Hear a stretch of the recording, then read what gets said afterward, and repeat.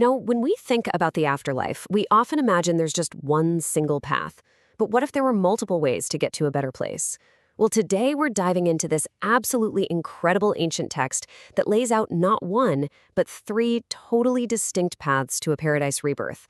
And what's wild is that each path is basically custom fit for the kind of life you've lived. All right, so here's our game plan. First, we'll get the big picture of what these middle paths are all about.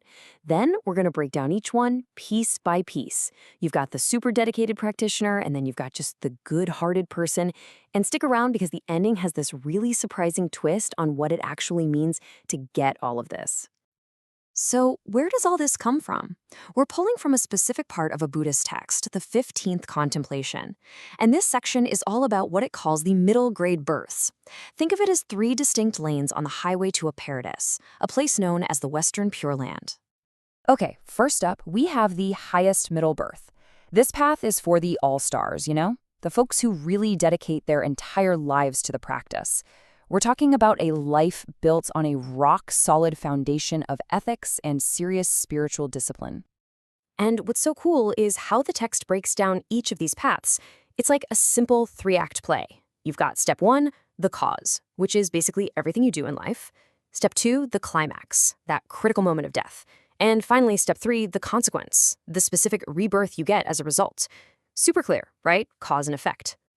So for this top-tier path, what's the cause? It's a life of just rock-solid virtue. This person isn't cutting any corners. They're upholding all the precepts, the basic ones, the more advanced ones. They're doing it all. And the big thing? They've managed to steer clear of any major wrongdoing, any of those grave offenses. And the climax for living a life like that? Wow, it's pretty spectacular. The text says that right at the end of their life, the Buddha of this Pure Land, Amitābha, literally appears to them. He's surrounded by his followers, glowing with this golden light, and he speaks to them, praising them for their dedication. I mean, can you even imagine? So what's the payoff? The consequence is just immediate. Bam! They're reborn in the Pure Land. They're sitting on a lotus throne that opens up the second they get there. They hear the key teachings, and get this, they instantly attain the highest level of enlightenment, what's called an arhat.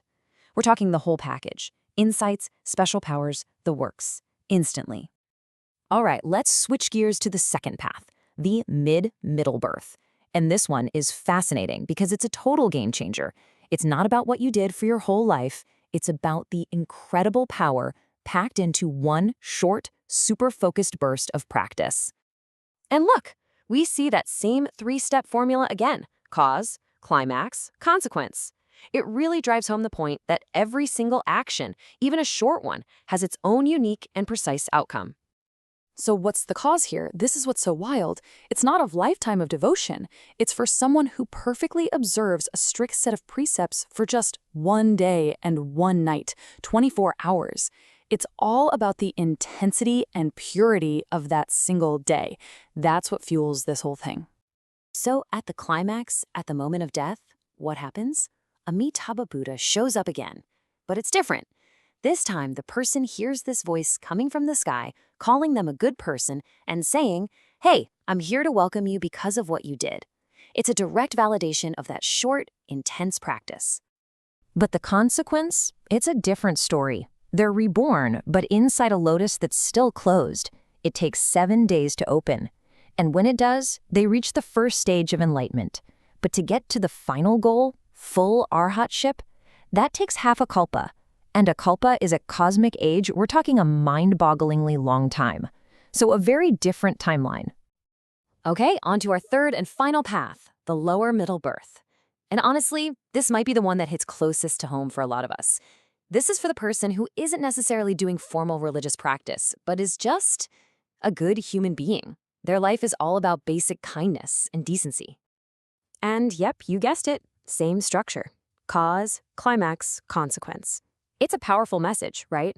That even just everyday goodness sets you on a direct path to this incredible outcome. The cause for this one is totally different. We're not talking about religious rules or precepts. We're talking about universal virtues. Things like being good to your parents, filial piety, and just generally being a benevolent, decent person to others in your community. Now, the climax for this person is really all about timing and, well, a bit of grace. Just as they're about to pass away, they happen to meet a wise teacher. And this teacher tells them all about the Pure Land and about the 48 great vows of its Buddha.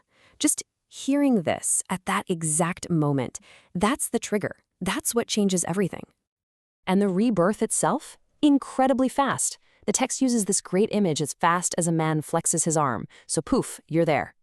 But, and this is a big but, the journey after you arrive is the longest of all three paths. Just like the last one, after 7 days they hit that first stage of enlightenment.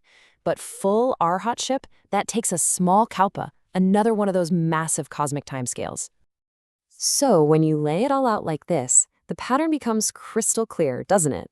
There's a direct trade-off. The more intense and dedicated your practice was in life, the quicker you reach the finish line after you're reborn. A whole lifetime of practice gets you there instantly. A life of simple kindness gets you there too, which is amazing, but the journey to the ultimate goal is just a lot longer. Okay, so we've gone through all three paths, but the scripture doesn't just end there. It wraps up with this really powerful statement about what this whole thing is really about. It basically says that just thinking about these three types of birth, just contemplating them like we're doing right now, that is what it calls the correct view. So it's not just a bunch of facts to memorize. The very act of engaging with these ideas is a form of practice. And that kind of makes you wonder, right? If this is the correct way to see things, what's the wrong way? Well, the text is very, very clear on this. And here it is, the final line. To make this contemplation is called the correct contemplation. If one contemplates otherwise, it is called a wrong contemplation. Whoa, that's it. No gray area. It's such a powerful, direct statement that it leaves you thinking, not just about these three paths, but about your own perspective and what it even means for a view to be correct in the first place.